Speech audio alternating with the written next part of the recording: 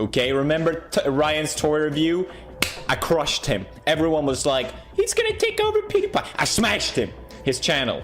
Many of you have likely seen the backlash against Ryan's World parents over the past few weeks. People are outraged, accusing them of exploiting their son to line their own pockets. One of the most notable voices to call this out was PewDiePie. Now, I know most of you are eager to see the former YouTube King's reaction to Ryan's content, but here's the thing. PewDiePie didn't hold back. He immediately pointed out the problem with Ryan's toy reviews, warning viewers not to glorify the fact that a 5-year-old is being milked by his parents for money, probably not even seeing a cent of. Let's check out some content. Go, go, go, go, go to bed, go to bed. All right, let's brush your teeth. Ryan's going in to take a It's bath. got a tricycle. Welcome to Ryan Toy Review. Fuck, I don't have an intro. Shit. Let's make one right now. Welcome to Felix Toy Review. Has it really gone to that point? Making fun of 5-year-olds? So yeah, PewDiePie started the video with some lighthearted jokes and a friendly tone, but trust me, it gets serious later. Before diving into the rest of his reaction, let me give you some backstory. PewDiePie was actually ahead of the curve in calling out Ryan's World, uploading this video way back in January 2017 and titling to the 5-year-old that will surpass PewDiePie. This was partly because people were claiming that Ryan would soon surpass PewDiePie, especially since that year, Ryan's popularity was skyrocketing at an insane rate. For the last 18 weeks counting, Ryan Toy Reviews has been the most popular channel on YouTube. The youngest star YouTube has ever seen. Are we celebrating this? Are we celebrating the fact that this mother is like, you think he's getting any money of this? Do you think he's getting the toys? I also really like how they link every video ever in their description.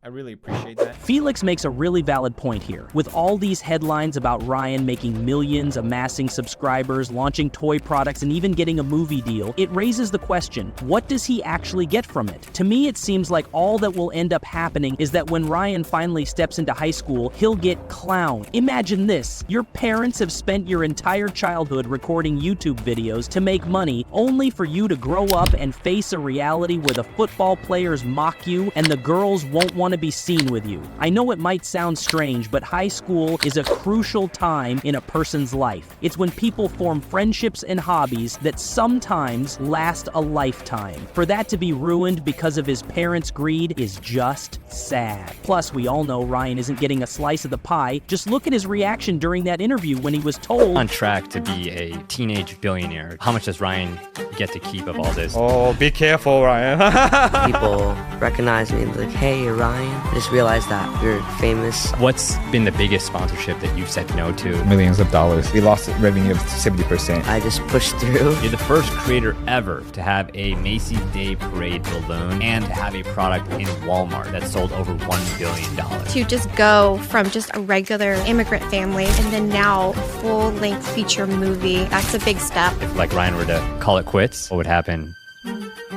I mean, this is just ridiculous. This kid has just turned 13 and all we ever hear about is his revenue, his wealth, and his massive follower count. But what about him? How's Ryan doing mentally? Is everything okay at home? Does he have friends? It feels like everyone just sees Ryan as a cash printing machine, and I'm glad PewDiePie brought that up. Genre skyrocketed once kids became the host. The kids are not the host. Okay, let's watch the video and I'll show you what I mean. Yeah, awesome. What are we gonna get? I don't know. Who will you hatch? See, she doesn't even let him finish. He was clearly about to say something there. Who will you hatch? Look at him. And we even found a No, you don't Walmart matter, because I matter! too. Shut the fuck up, Ryan! Here's how it looks like when it's open.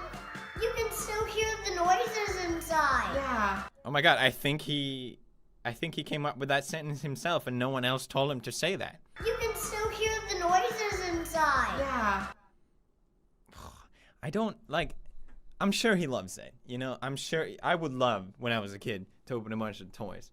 But at the same time, it's like, It's something off about it. Again, Felix makes some great points. These channels are marketed as kid-friendly content, and sure, they technically are, but not really. Behind the scenes, it's the adults running the show, with kids just serving as the front. I mean, I'm sure this channel started because Ryan wanted to do it, and his parents even confirmed that at one point. But once money and ad revenue entered the mix, everything was taken over by his parents. They optimized videos for algorithms and sponsorships to maximize their profits from their own child. As Felix pointed out, these videos have an unsettling vibe, especially since they're so clearly staged. This is a baby, you know, someone barely old enough to form real consciousness, and yet he's already being broadcast all over the internet. It's bizarre. As a mother, how could you do this to your own child? Don't you want them to grow up as a normal, innocent kid, rather than reading off scripts from the age of 3 just to fill your pockets? Kind of like seeing child stars on television, because you know, like, their parents are literally forcing them to do it,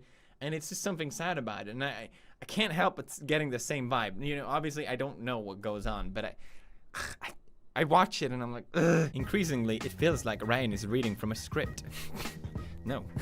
The script being my mother saying, hey, you say this. YouTube stars are driving retail sales. I can't argue with that. Subliminal advertising at its finest. Sponsored episodes. Yeah, it's clearly, they're sponsored by Walmart. It's 100%, it's so clear. Like, watch this video where they're like, we got an exclusive Walmart egg. Talk about inadequate disclosure, huh? Okay, well, where? Sorry to gush, but once again, PewDiePie hits the nail on the head. Producing sponsored content targeted at kids is just wrong. Why? Because toddlers can't tell the difference between a regular Ryan video and a sponsored one. Funny enough, 2 years after this video, Ryan's World was actually investigated by the Federal Trade Commission for allegedly deceiving kids into watching sponsored content. This led to a massive problem for Google, as YouTube ended up being fined $140 million for the same issue of targeted ads for children. Yikes.